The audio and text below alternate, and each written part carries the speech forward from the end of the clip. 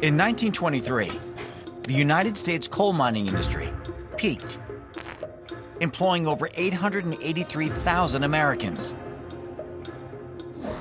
But by 2018, that number had shrunk to only 53,000 workers, leading to the abandonment of over 500,000 mines across the country, many of which are still very much intact. But if you ever find yourself wanting to explore one of these places, heed the warning of two brothers in Georgia who discovered an old mine ventilation pipe in the middle of nowhere and may have woken something up that would best have been left alone.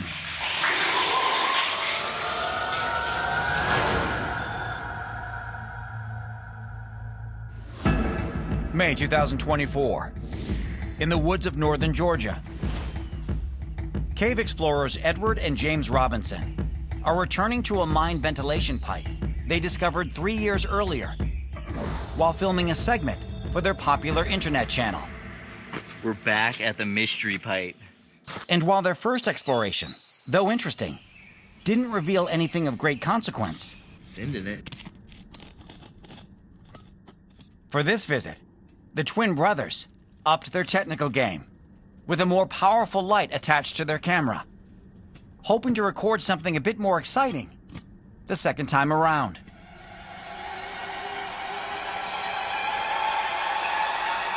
"200 feet later, the camera lands in the mine and records. For a full 5 minutes before the twins pull it back up.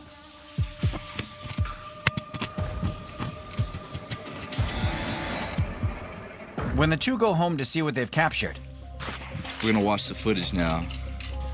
the video itself, while claustrophobic and creepy, is not so different from the first time they filmed down the pipe. But the audio it records is stunning. Listen closely to what is initially the sound of running water 200 feet below the surface of the earth. And then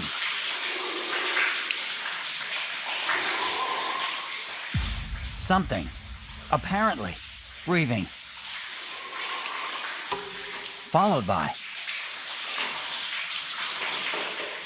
what sounds like footsteps, before finally movement, seemingly very close to the camera. Edward and James are totally freaked out. I'm Edward Robinson, and this is our video. The moment we got back to our laptop at our house, that's when we said we're never coming back here again, because there's something breathing down there.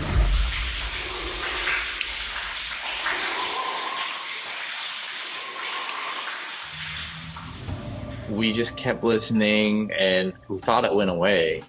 And that's when we heard way in the background something kick rocks, and it sounded like a pretty big rock too.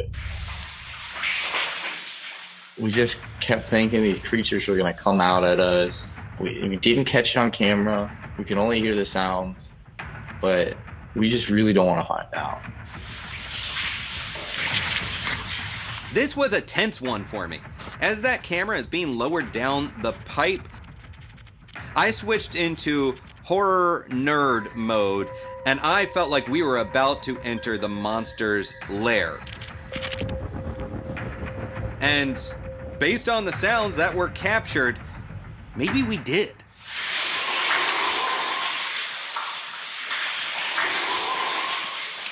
There is obviously something down there. And now I spent a long time totally freaking myself out listening at max volume to these sounds.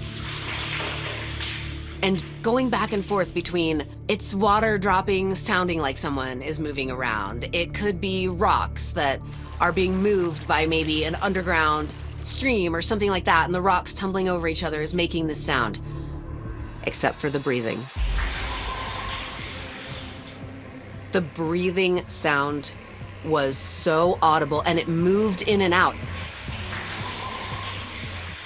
That sounded like a living thing approaching this camera, maybe examining it, breathing heavily, and then moving off.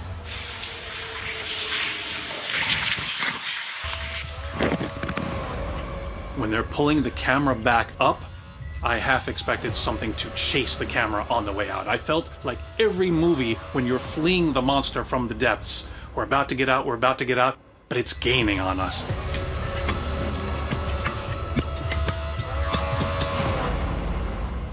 We both just said we are not going back there again. We don't want to disturb whatever's down there. And it just kind of freaks us out. But what on earth could they possibly be disturbing? Across folklore, we have endless stories of creatures living underground. Trolls, gnomes, Tommyknockers. Areas in Kentucky and Georgia talk about these different people that had materialized or come out of nowhere that seem to be living underground.